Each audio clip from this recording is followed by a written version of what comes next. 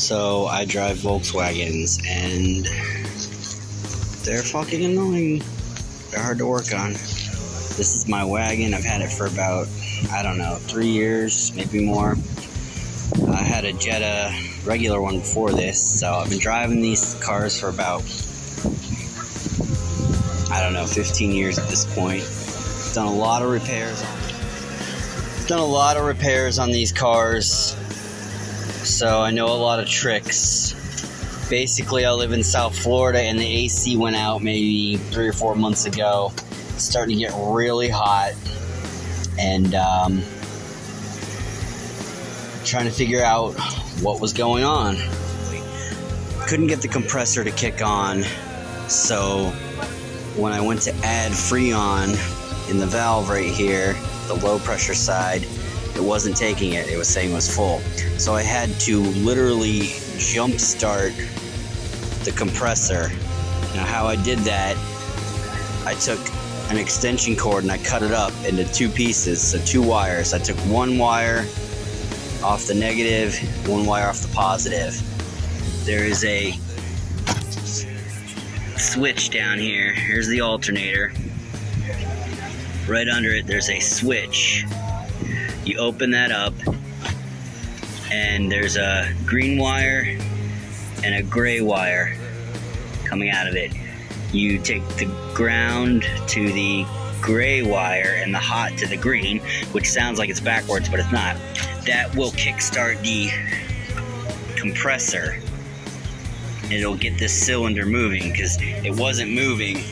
That's how you know it was fucked up, if you need to get that compressor going.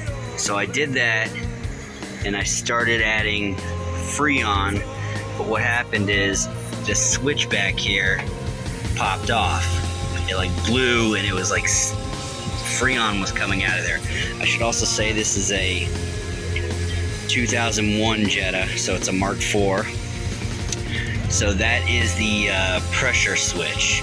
So this unplugs this black piece, and there's a nut down there. You can unscrew it. This is what it looks like. This is the old one.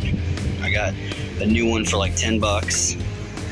I slapped it in, and as soon as I did that, the compressor came on and it stayed on. So I probably didn't even have to jump the compressor. So I would say replace this switch if your AC is bad before you do anything. And I got the compressor to kick on, and then I added the refrigerant, the R134A, and I got it back up to the pressure it needed, and it's blowing really cold. It's great. There's fuses here too. You want to check.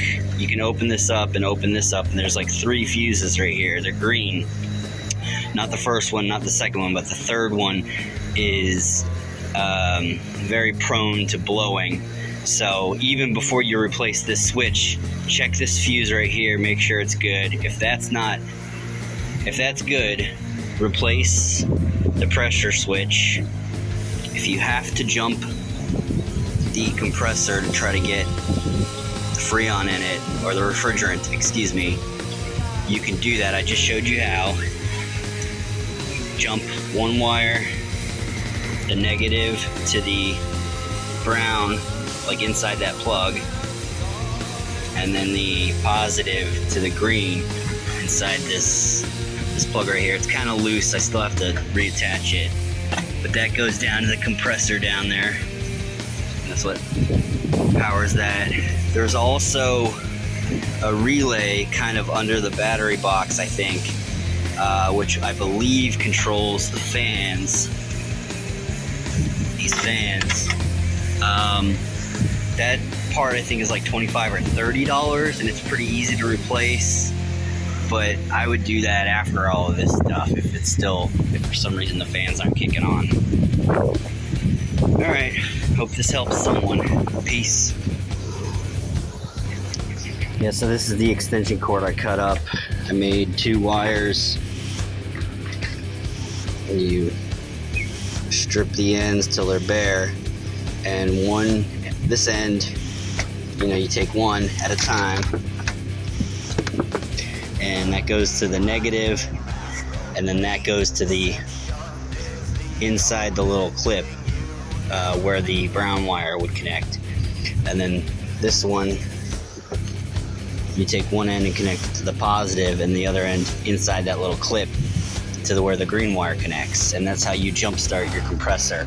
Do that as a last resort.